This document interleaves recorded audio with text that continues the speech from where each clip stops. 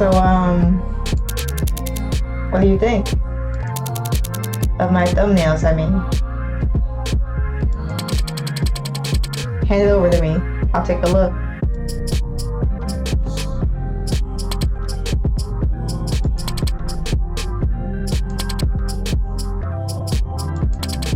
Well, I think this composition is pretty strong.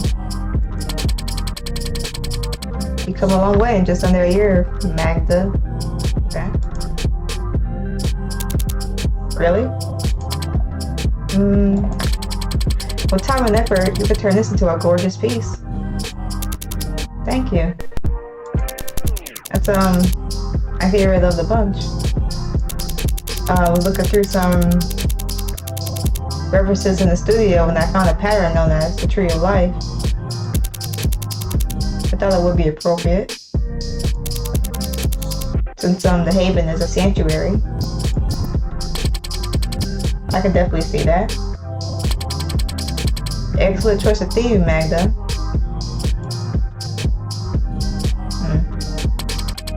One suggestion though. I wonder, can we no, for like the audio.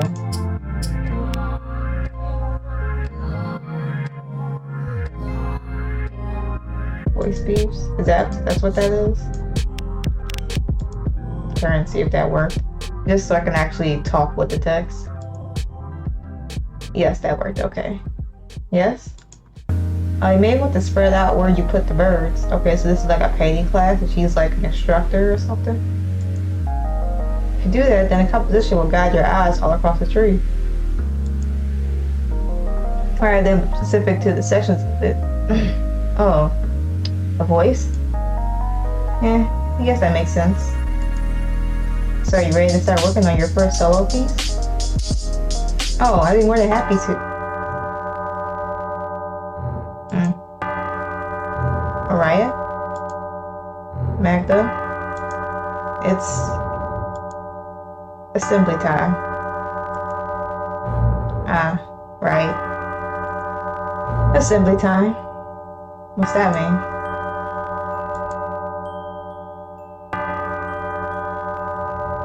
My name is Magda. Just Magda. I'm a girl. I'm 19 years old. And I live in the Haven. It's a place on the island in the middle of a giant lake. Beyond the lake lies the dangerous lands. Their people are corrupt. They kill. They steal. They plunder. They lust and poison and lie for the pettiest of reasons. In other words, they're insane. But the Haven is different. Our leader, Lady Amorous, says that those who live here are pure of heart and mind. I'm very lucky. Instead of growing up in a decaying, violent world, I spend my days surrounded by beautiful forests and good people. There's just one catch. There's always a catch. We need to stay pure. If we don't, well, that's what Apologia Assemblies are for.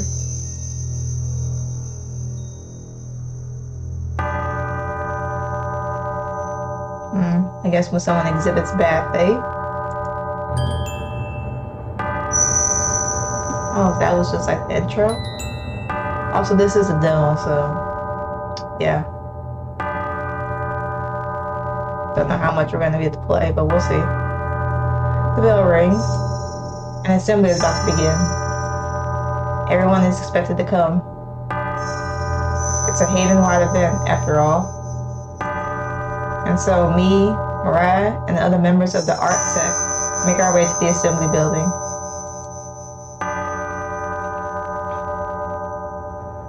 Usually assemblies don't bother Mariah. But today, she looks really, really uncomfortable. Not because the assembly is about her, though. Mariah is a sect head.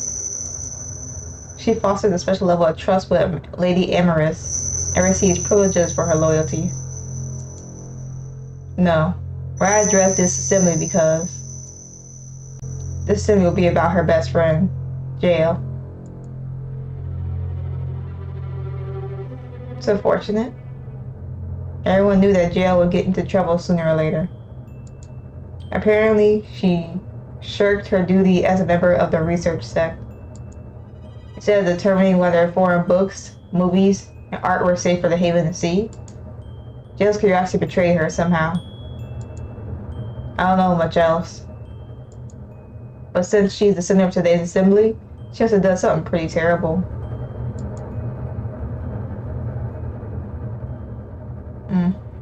Eventually, me and the rest of the RSEC reached the assembly building. It's a tall, imposing structure and one of the oldest buildings in the Haven. It sticks out like a jagged nail from the surrounding reeds.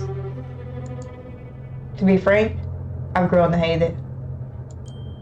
But to the Haven's members, assemblies are like swallowing cod liver oil.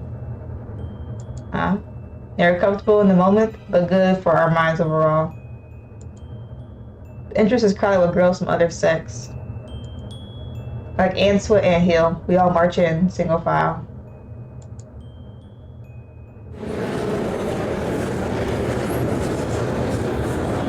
Once I get inside, I find a pew at the very back room to sit in. I don't really want front row seats for this. It's best for me to stay quiet and hidden as possible. Looking around the hall, I found Mariah in a row adjacent to mine. It seemed like she had the same idea. I hope she'll get out of this okay.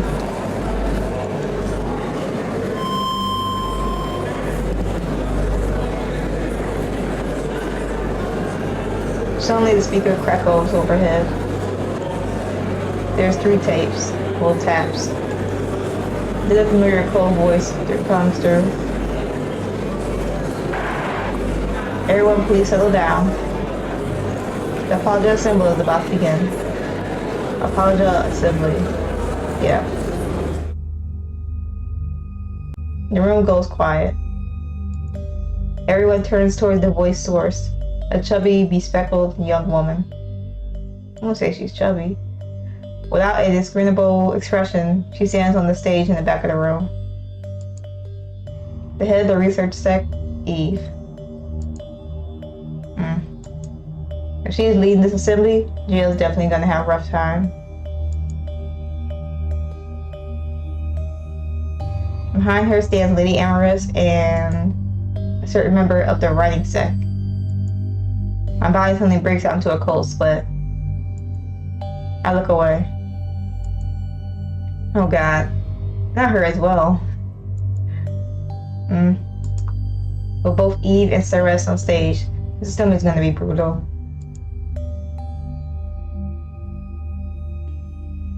Good. We have peace and quiet. Let's get right to the matter at hand. Jail of the research sect. If you could come to the stage, please. There's no response.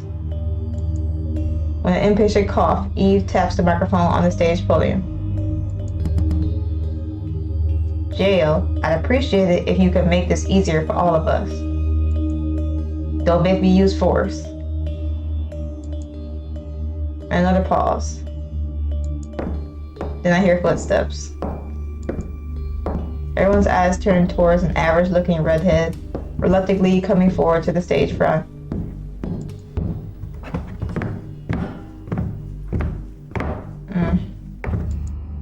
So that's Jail. What Jail looks like. This is the first time I've seen her. Aside from Eve, I don't know many members of the research sect.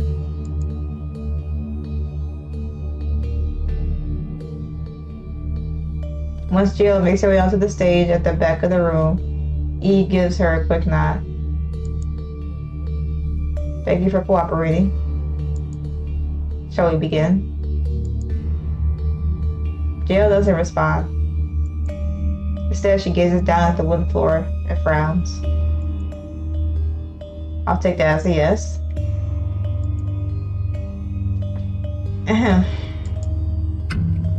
We're gathered here today to judge Jail of the research sect for the harm she has brought to our community. According to significant evidence, she smuggled illegal foreign media into the Haven.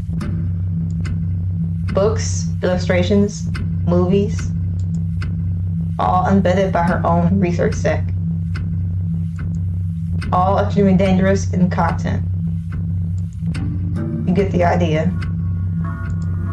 She did this knowing full well that her actions could have caused her or for her fellow Haven members to go insane.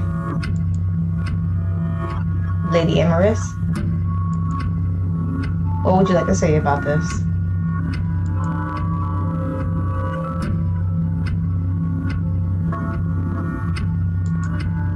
Miss Jill was led by her curiosity. When exercised with prudence, moderation, and in service to noble causes, curiosity is a beautiful virtue. Yet unrestrained curiosity is a thing to be feared. Indeed, it could be called a dangerous excess. Jill fell prey to this untempered excess. Because of her curiosity, our entire community was put at risk. Naturally, we cannot behave leniently towards her. Is that good or bad? Like how bad? Thank you for wise words, Lady Emerus. Before we continue, I'd like to thank another member of the Haven for contributing vital evidence. Please show your appreciation for Sarah's other writing sec. This necessary assembly would not be possible without her loyalty and service to the Haven.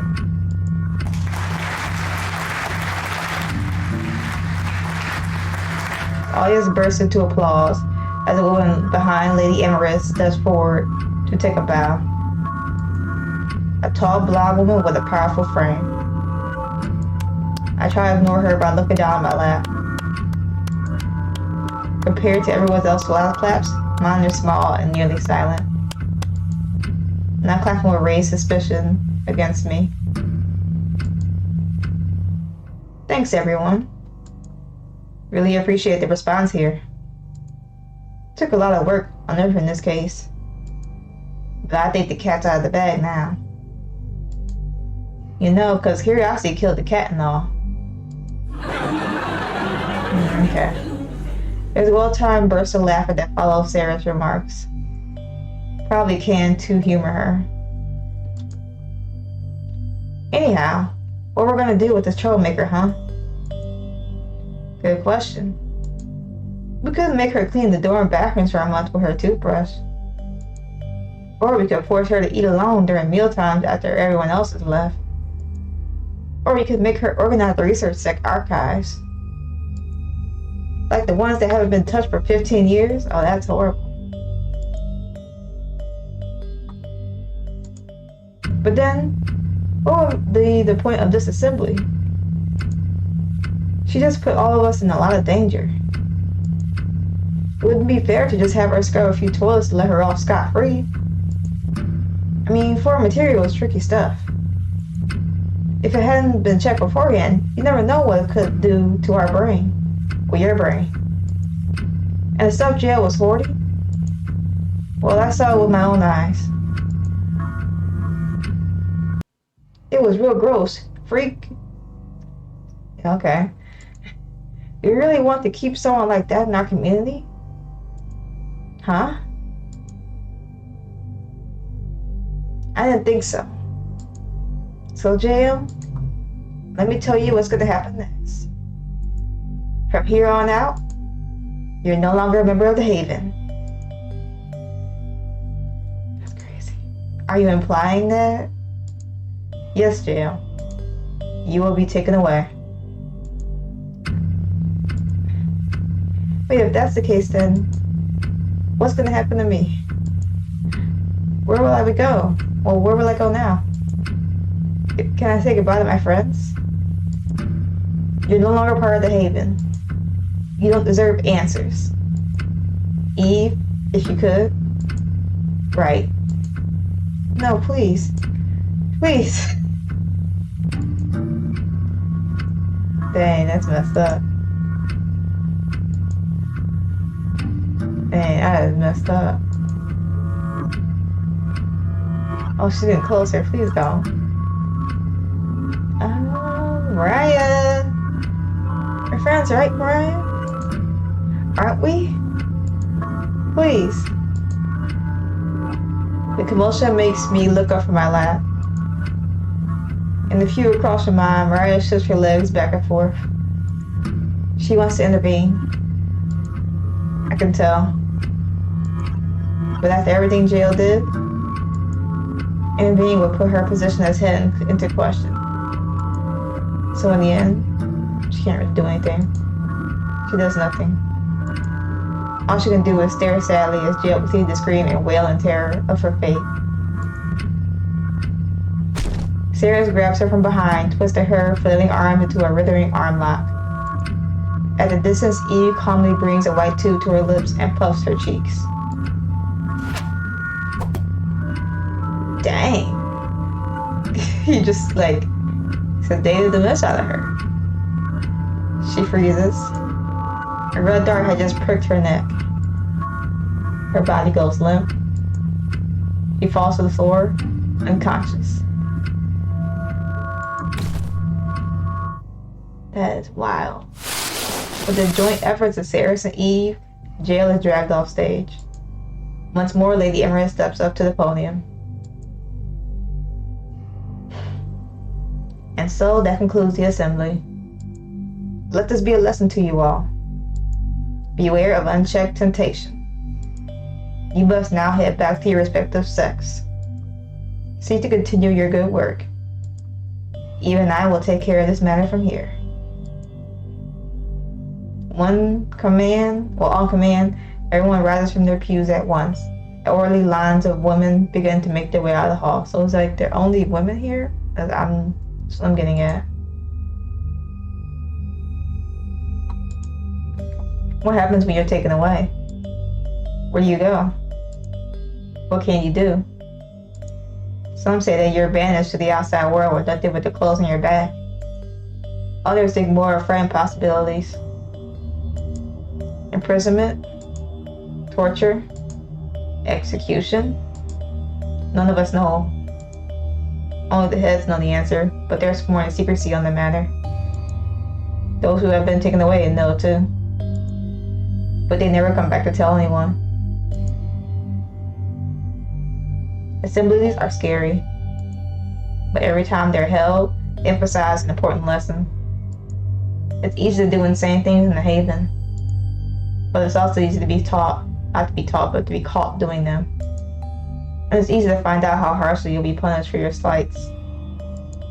In other words, better not to do insane things at all. Once I did something the same. I was caught doing it and an assembly was held. I was nearly taken away.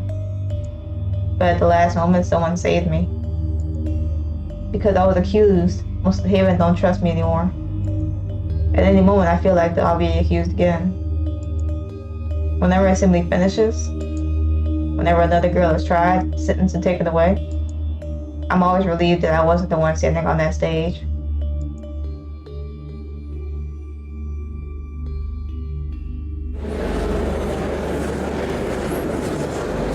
At the assembly, everyone files out the hall.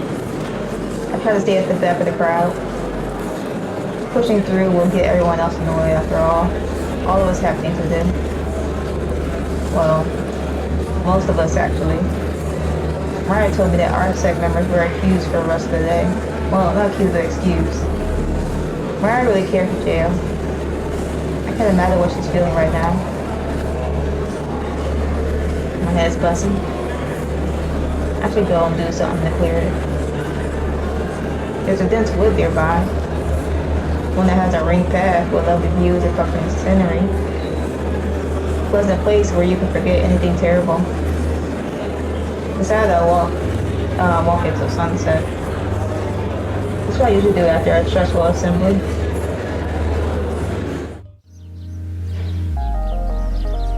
As always, the trees are beautiful. The shade on the ground reveals only dappled patches of sunlight, slipping through the lacework of leaves spread broadly over the canopy. The earthly wet smell of the soil The sounds of gentle breeze rustling, branches brimming with flowers and fruits, the faraway chorus of songbirds. Whenever I'm surrounded by these sensations, I feel at ease. For a moment, I can believe that the haven is truly paradise.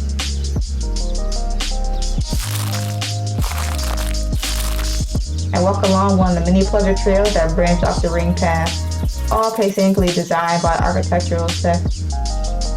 They're fairly short, but they always have enjoyable views. If I look hard enough through the trees, I can see some of the haven buildings. I can't tell which ones though.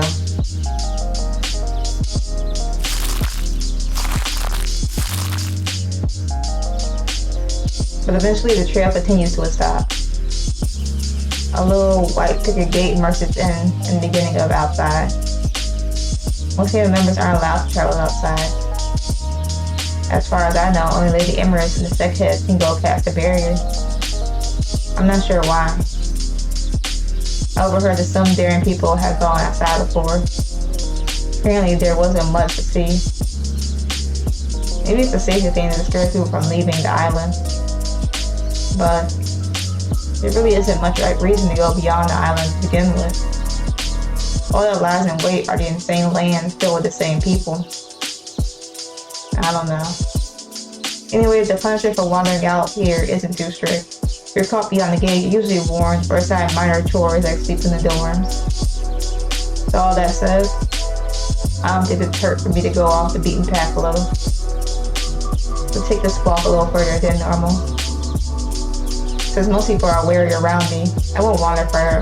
Not fair, but far enough to get into serious trouble with anyone who might see me. Besides, I'm not interested in leaving the haven. It's only the home. It's the only home I know. Yeah. This is fine. It'll be a little journey to clear my head. If I'm careful, I can satisfy my curiosity safely. To make my way to the gate, I prize it open with a rusty creak and step through. With the quiet click of this gate, nothing shut behind me, begin my little journey outside.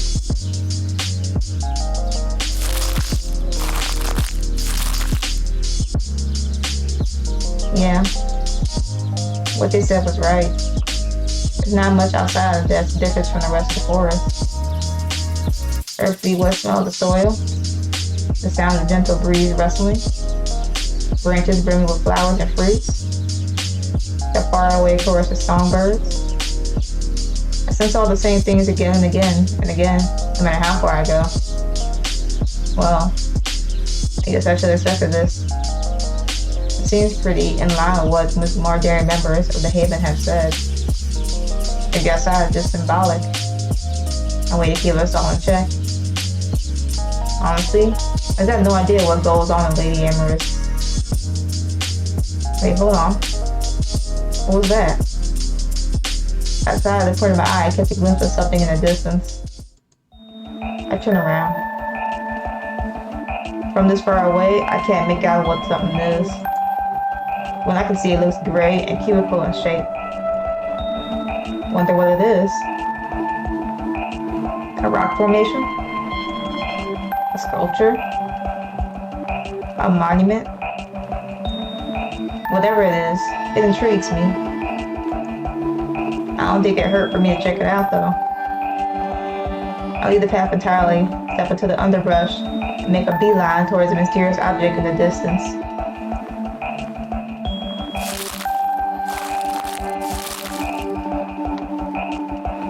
As I approach, I realize that this isn't just any object. It's a building. An unusual building.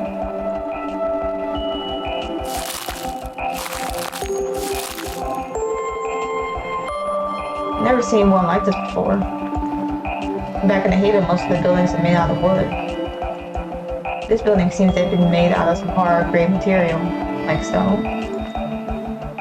Maybe I can go a little closer. Find out a little more. If I'm caught, I won't get into too much trouble, right?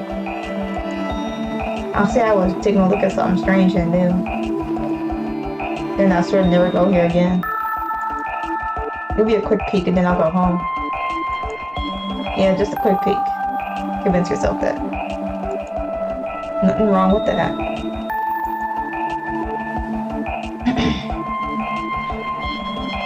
Up close, the gray material seems to have all sorts of bumps and cracks. I don't recognize it at all. Glad my hand against the material. Touching the bumps and indents on the surface is strangely soothing. With small steps, I slowly make my way around the building, while tracing my hand across its walls.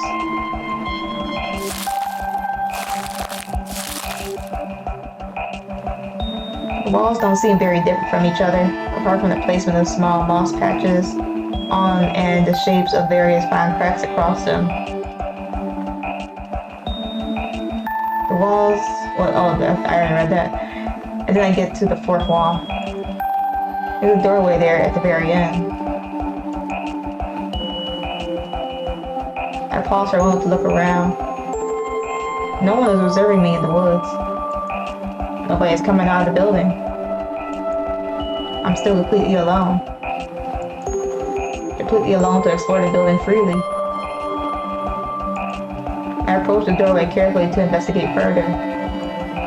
The door is wide open. If I lean my body forward, I can see what the building is like inside. I crane my neck forward to take a peek into the room within.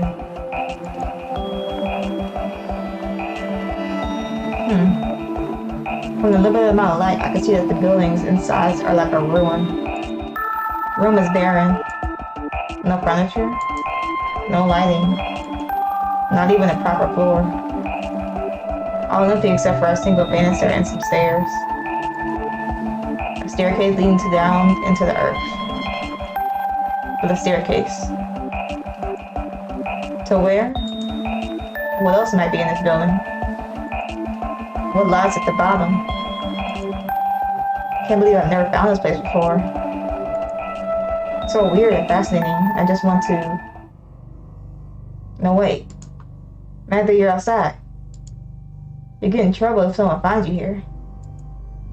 And if it's inside this building, a building no one knows about in an off-limits area, you might get taken away this time. You don't want to be taken away, do you? For the past year, you've been trying to be a good girl. Not ruin what little reputation you have left now. Anyway, there's probably a good reason this building's been hidden from everyone else. Something really bad might be in there. I don't know.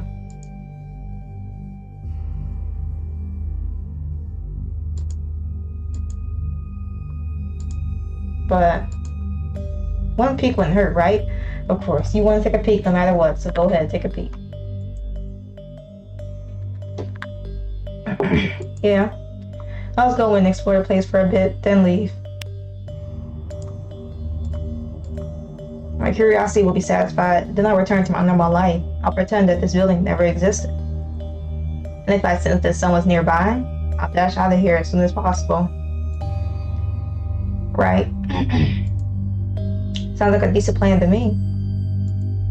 Let's go. With the goal of knowing a little more under my belt, I made my way into the building.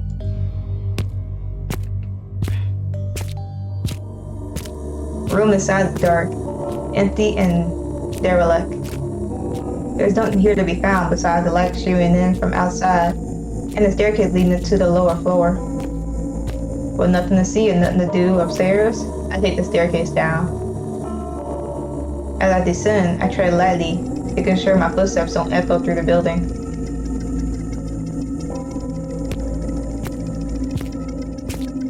A few minutes pass and then I arrive at the floor below. The room that lies here is smaller and dimly lit by a single row of fluorescent lights. They catch my eye. Fluorescent lights are unusual. Back in the day, most of the light are nights using beeswax candles from the community of Perry. Only sect buildings use fluorescent lights. Other than the lights. Oh, shoot. Other than the lights, this room is as empty as the one above it. The staircase still goes down further. If I go a little deeper, will I find something else? Go ahead. Room beneath. The second ones are larger the same. Small spaces with fluorescent lights. Some have steel cabinets. Others have doors. All of them are completely empty. I don't touch any of the doors. Of course, a part of me itched to open them. But I want to reach the bottom of the building first. As I go deeper and deeper, my mind frets. I need to find out what I'm looking for and leave. I can't get caught.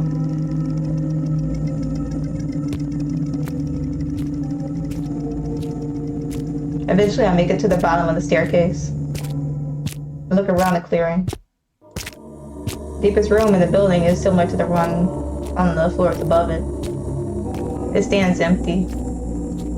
Yet another strip of the fluorescent lights runs along its otherwise plain ceiling. All that's different is a pair of heavy metal doors in front of me.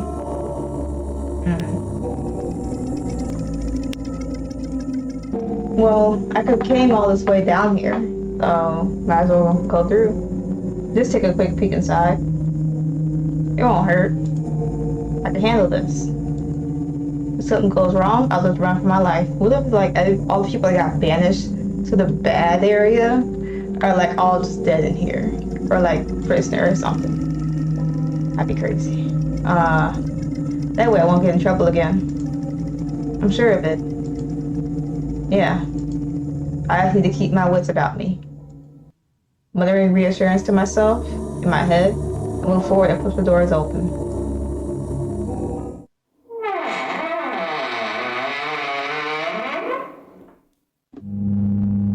It's pitch black. Good. There's definitely no one in here. Yet in the dark, a loud humming sound resonates from within the room. I wonder where it's coming from. Maybe a light will help me. I bring one of my hands to the underside of my dress and search for my hidden pocket. To carry daily necessities such as snacks or medicine, most members of the Haven use the hidden pocket for their uniform dress. Our pocket always holds a candle dish, a candlestick, and a little matchbox. With some fumbling, I slide the candlestick into the holding, strike at the dish's center. Then taking the handle of the dish between my teeth, I open the matchbox and strike a match on the box inside. The match amber glowed bright in the rooms a little, but I'm too focused on lighting my candle to see what the light reveals. I remove the handle from my mouth and bring the match head to the candle's wick. Ah, that's a lot better. Now what do we have here? On my left, there's a desk filled with test tubes, a rack of scary-looking metal instruments, stacks of sheets covered in cramped scrawls and unreadable handwriting, a winding mass of cables. To my right, there's diagrams, a shelf filled with heavily labeled books, more cables in near mirrored arrangement to those on the right, and in front of me, there's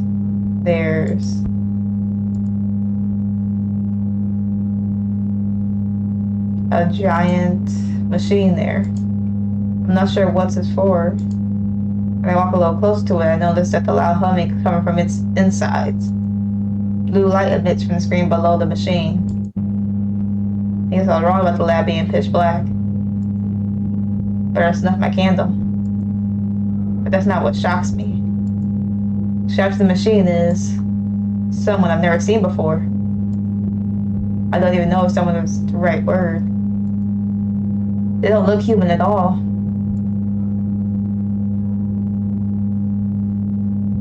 Their head hangs low. They don't seem conscious. Their body is covered in wires, jutting in and out of their body. I stand on my heels to get a better look. Most of the wires are attached to their back. I move even closer. Their curly golden hair glimpses the blue light beneath them. There's a white wings where their ears should be. Their long, lean frames covered only in bloody bandages. They're beautiful. They remind me of beings I had seen in picture books back when I was little. Beautiful winged beings that stopped wars, helped the sick, and brought wisdom to humanity. What were they called again? Angels? It's right on the tip of my tongue. Suddenly I hear the echoes of footsteps. Idle chatter. Both coming from the other side of the room. I need to give a start. Crap. I need to get out of here. I run towards the stairs. Frantically try to stuff my candle dish back into my pocket. As I leave, I think I see something. The being's head tilts. The glint of red from their eyes meets mine. And the mouth caked in dry blood, hundreds of tiny cuts being the twist upward. They're grinning at me. No. No.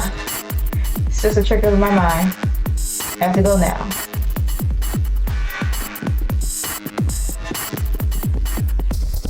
I run up many flights of stairs. My legs ache, my breathing short, and my footsteps echo loudly through the building. I no longer care about the noise. Right now, I can't get caught. I can't get caught. I can't get caught. I can't get caught. Alright, I repeat this in my mind. Go ahead again and again, as if saying it enough time to protect me from being discovered. I can't get caught. Can't. Just can't. Gotta get out of here. I reach the uppermost floor, and then I burst through the entrance.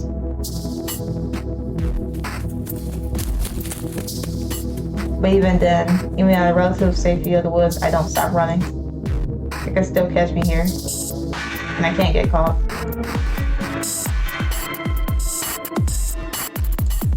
I don't stop running until I'm far away from the building. Until I'm past the gate. I'll have to close the door behind her. Until I'm back at the start of the forest trail. And so I'm right back where I started, right next to the stomach building. My back bows with exhaustion. My muscles are screaming. My lungs heave in and out. Sweat drips from my forehead, from the back of my neck, from my arms, onto the yellow-brown grass below. But I made it. I'm here. I'm safe. I can't get caught. That was what I told myself over and over again. And in the end, I stand in the hated grounds once again. Uncaught. Unnoticed. Unscathed. For now.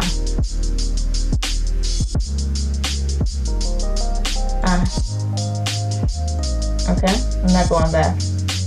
I won't go back. That was way too close. My curiosity nearly got the better of me. I very nearly went insane. God, I'm so tired. I'll just slowly head back home. That was crazy. By the time I reached the door of the building, it's already night. Thanks to the candle lighting the path outside, I found my way back. I'm forced to open the door and step into the common room.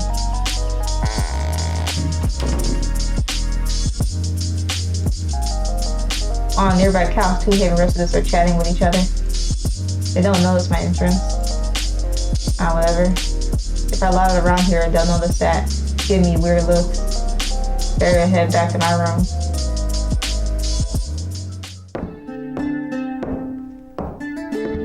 That's the common room with a long corridor with many doors on each side of the walls.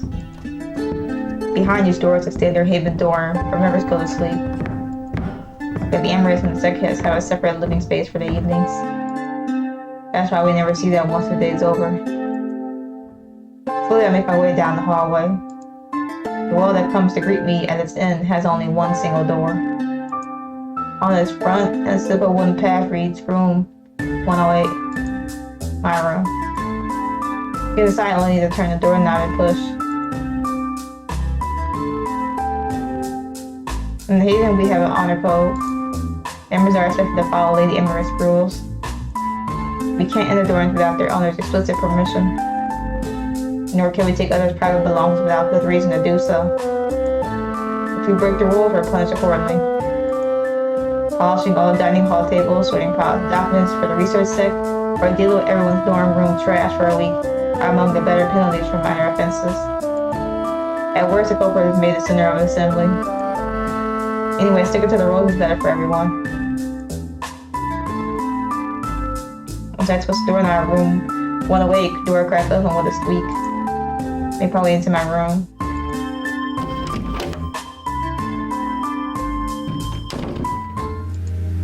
Grace isn't back yet. It's sad to not see her, but I expected this. Lately she's been working until 9 p.m. at night. Our architectural sec loves to keep her busy. She must be working on something important. Grace is really organized, so I'm sure she'll do a nice job. I make my way to the small bookshelf in the center of our room. Carefully, I brush my fingertips over the spines of the lined up books. Fairy tales, self-help guides, and haven-made novellas were all passed over in quick succession. Finally, I stop at the one spine, white with black lines, carefully tucked into a hard-to-see spot. With a little tug, the book is eased out of its niche. Hitting on my toe to take a ballpoint pen from a glass jar on top of the shelf. Then I go and sit down on my bed, canopied by the neatly made, yet empty bunk above it. Them dorms, bunk beds are the standard sleeping arrangements. If you will first pair up with their roommates, picking bunks is the traditional Haven housewarming ritual. I don't remember how Grace and I became roommates, but I do know that we picked bunks through a game of rock, paper, scissors. I won the top bunk. Guess what the outcome was? Bottom bunk. Anyways, open the book to a blank page and I uncap my pen. This is my diary. A place where I can write my most secret thoughts away from prying eyes. After I nearly avoided the consequences of my assembly, Ray gave me this as a gift.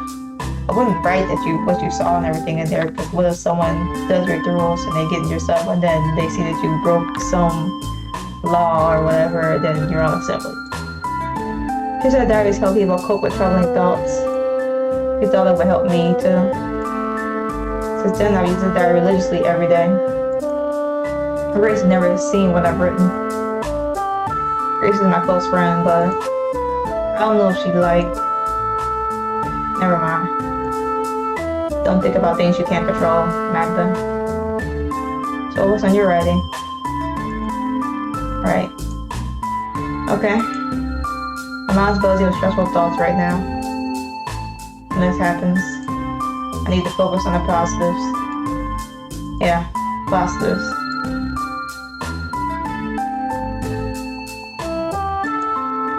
What was one good thing that happened to me today? Well, I guess there's this morning. Right here I go. Your diary. Today working in the art set was a lot of fun.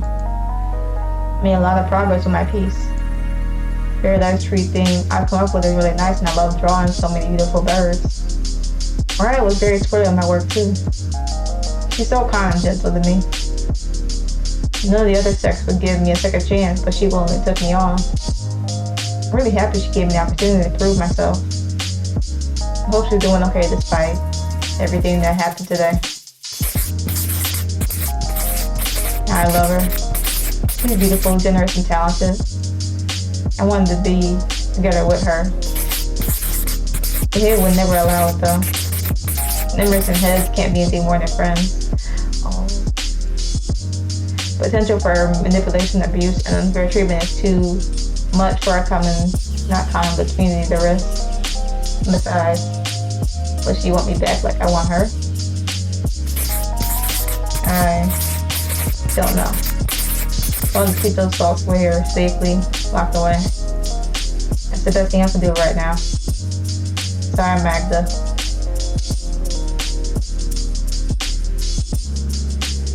I spiraled into something far less positive than I wanted. At least I wrote something, I guess.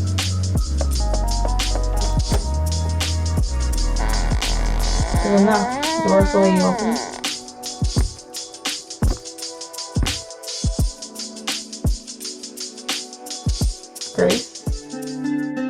Thanks, Grace. That new activities must have tired her out because she walked very slowly into the room. Hey, Grace. Busy day? Grace nodded silently. Oh, are you writing in your diary again? Yeah.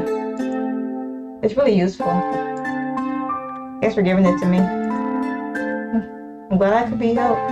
Well, couldn't help. Actually, this is a rather weird question, but what? I've been wondering for a while. Magda, would you ever let me take a look at what you've written? I know the diary is meant to be private to you and all, but remember that you're a really great writer. So I was wondering whether I could read some of your writings for myself. Oh wow, rather sudden? I mean, Grace has always been my closest friend.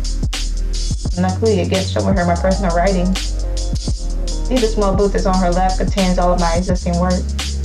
After my assembly, all of my writing set stories were destroyed. But I'd rather not show her a lot of the stuff I wrote in my diary. It could make her nervous. Well, Magda, you give Grace some sort of explanation. Quick. You see, I don't put anything important in here. I haven't written anything great since I left the writing set. This is just an outlet for my feelings. Grace squints her eyes. She's clearly not convinced by my excuse. She's known me for a long time. Why will she? Sorry, Magda. I'm not sure I believe you. It's okay though. If you really don't want to show me, I'll just be ready for bed. The look she gives me makes me pretty uncomfortable. Does she think I'm up to something? But I don't really want to make Grace feel suspicious of me, so maybe it wouldn't hurt for me to show her one entry, right? No, wait. I'll show you. Let me find something, alright? Just one condition. I'm the one turning the pages, okay? Grace nodded gently with a smile. Okay. I trust you. I breathed a sigh of relief and then picked the book up, shielding it from Grace's view. Looking through the pages for something safe to show her. I landed on an entry from a couple weeks ago. Alright. This one should be okay. Placed the book back down on my lap and still wheeled around for Grace to read.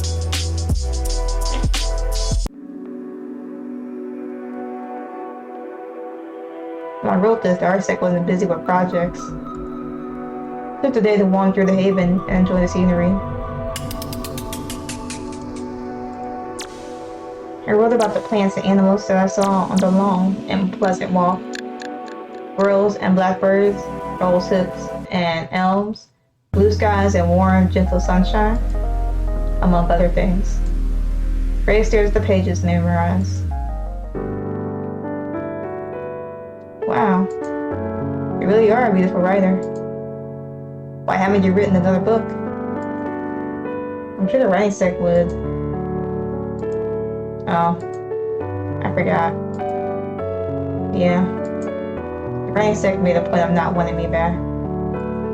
Especially with the Sarahs around. She's good at me if I tried openly writing anything again. I won't mention this to Grace. I don't know how she feels about Sarahs. But Grace, I can still do this in private. This and the work I do for the architect is enough for me. You gave me another chance. I'm happy I can still stay here with you. Yeah, I understand. And I'm happy I gave you that chance. Same. With that, I get up from my bed and tuck my diary back into the bookshelf crevice. I sighed in relief. That didn't go as badly as expected. Why was I nervous around Grace anyways? I trust her. She saved me from an assembly. And more importantly, she's my closest and dearest friend. Yeah, I can trust her. It's just my arm still standing in front of the bookshelf. So Grace, are you gonna get ready for bed? Oh shoot. That snuck up on me. Yes. Why do you ask? Can I come with you? To the bathrooms? If that's alright, I mean. I don't mind. Just remember to bring your soap and shampoo. Pajamas? I won't forget this time. We'll see about that. Anyways, we should go going before they get crowded. You know how we're about to hit the peak time? Right. I'll get my stuff straight away.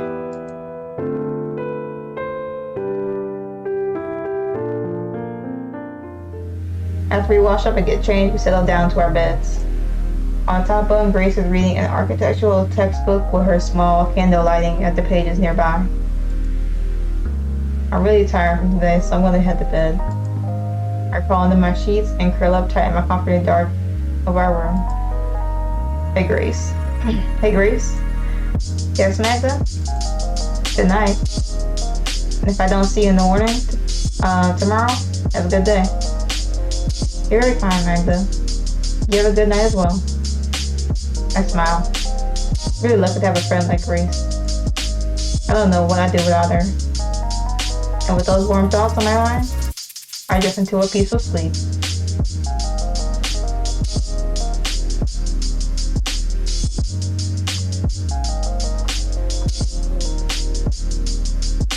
End of the demo. I'm dreaming. I know that I'm dreaming. Everything here looks like it does in life. Yet the world around me is like spider webs that grow in undusted corners of the dorm room hallways.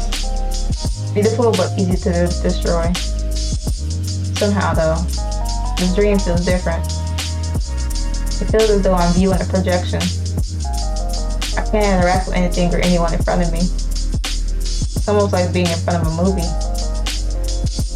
Just without the cramped wooden benches and the words of a research tech projection machine. All I can do is watch and listen.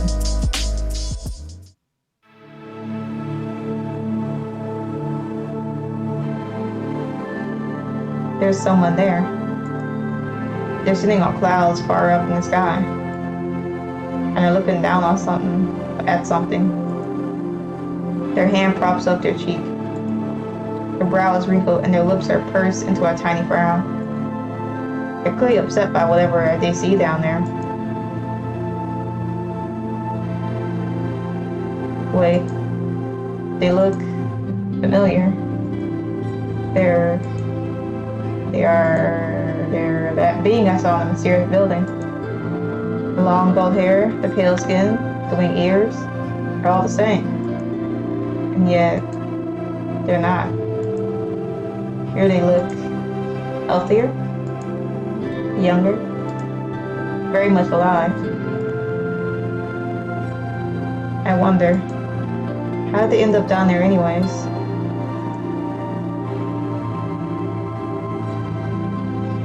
Suddenly someone approaches that being. All I can tell is that they are tall. The shadow of the cast is long and dark. But no matter how hard I try to catch a glimpse of their appearance, I just can't. I've got some aura. An aura that forces my hair to stand on end and my eyes look down in a way. Like my body subconsciously deems me unworthy of seeing them. They're clearly someone old and powerful. Kind of like Lady Emerus, only even scarier and more unknowable. Oh, my child. Why do you look like... Whoa. Look to the earth once more. The being gives a start, but does not turn back. Their eyes look upwards, acknowledging the presence of the unfathomable presence behind them. Okay, I read that right. See, the world saddens me. Every day, everywhere, humankind tears itself to pieces. They are becoming ensnared by unspeakable evils and lose sight of all good and just. Why are we no longer able to help and guide them? How many times must I repeat myself? Higher power should no longer end being on humanity's affairs. Our relationship to them is not what it was 2,000 years ago. If we descend now, as we have done in the past, sacred powers and abilities will be revealed and stripped away from us. They move past remembering us so that they can fulfill their selfish exploits. Yes, I know. My child, do not roll your eyes at me. They are the reason we enforce this rule so strictly. Others say you descend to one of the many human civilizations that dwell beneath the clouds. You arrive, make yourself known, and promptly announce that you will save them from evil by freeing them from their vices. How do you think they will react? They would react happily? I mean, if I knew someone was showing me a path to paradise on Earth, I would be overjoyed to walk it. You're not human, are you? Oh, humans do not believe like higher powers. For millennia, I have observed how they have taken every opportunity they could have changed their ways. So allow me to tell you how they will respond. They will laugh. They do not see the harm they cause others as wicked as long as they benefit from it in the end. They will jeer at you and drive you out from their settlements. They do not like their new status quo to be challenged. And when they realize you are indeed a valuable resource and not merely some foolish false prophet, they will capture you so they could use you. They will perform experiments on you so that your mysteries are unveiled. They will learn more about your abilities, your strengths, and your weaknesses. They will use you as a means to an end. They will take everything they can and leave you nothing left of your mind, body, or soul. And then, not satisfied with assuming one higher power, they will use what they have learned to evade the higher realm and devour us all. You see why listening to them is an act of sheer foolishness, oh? Humans cannot possibly be as evil as you say they are. Oh, it is natural to feel empathy for the inhabitants of a world we have overseen for millennia. But your views will no doubt change as you age. One day you will realize just how much higher power now stand to lose. I see. Thank you. Bear in mind what I have stressed to you. Your home must always come first, young O. The tall figure disappears, dissolving into the very air like mirage. Your home must always come first, young O. Idiot. There's nothing to learn from your stupid lectures. I can't take powers like you seriously. You all just hide in the clouds and pretend nothing's happening while the world burns below. Isn't this our duty to protect and guide humankind? Every day I see more to destroy over the pettiness of conflicts, more massacres, more deadly weapons. I can't take this. Nobody in the realm is doing what they should be anymore. Even if the eldest by elders are shying away from their sworn duties, then the youngster will have to teach by example. And if they try to stop me, well, it's my sacred duty. Don't you agree? Magda? Wow. The dream stopped. Where I can process everything I just witnessed. It's morning, and I'll wake once again.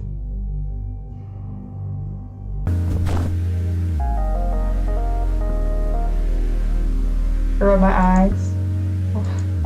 What's all that? Is that really just a dream? Did I have a vision? Sure, I didn't eat anything fun yesterday, right? We're going through phase in the forest, sometimes misidentifying wild species of mushrooms for the mushrooms we usually cook and eat. Typically dry and store them with all the other foods in the communal kitchen larger. Occasionally, this means that dinner ends up making a few Haven members act weird for a day or so. They see the things that aren't there or dream of something so vividly that they think it actually happened in reality. But the scope of their visions never goes beyond the Haven. When this island is your world, you got no other point of reference. Yet my dream took me way up in the clouds, no place I'd never seen, much less traveled to. And no visions I've heard of had ever been about a being like the one I've seen. This being who knew about my name somehow. What was your name again? Right, oh. But then I tried to forget that I visited them by talking about grace to getting some good sleep. Ended up dreaming about them instead. It's like my thoughts are drawn to their presence. Somehow I want to be near them again. Feeling like I ready to go back outside and visit them once more. Did it make me feel this way? Is this urge one of those abilities I heard about in my dreams? It's too early for the day for this. Last night I promised myself that I wouldn't go back outside. And we got caught. Can't risk that again. I also want to be the center of another assembly that don't want to let Lady Amorous down. Or give Theros and Eve more reason to look, they found out what I did yesterday. They definitely come after me. Find some new way to make the rest of the Haven ostracize me. Even beat me up behind the Architect building. I don't want to go through that. So I either forget about the decision or dream, whatever it is, about this old person. Whether they're trying to get me to think about them or not. I have a pure mind. I have a pure heart. Control my curiosity. Okay. Alright, now with that out the way, let's make today a good day, shall we? Alright. I don't know how long this demo goes on for, so we're gonna save. Okay, go back to the main menu. I didn't realize the demo was gonna be that long, but I mean, it is a pretty long visual novel, so yeah. So this is Bad Faith.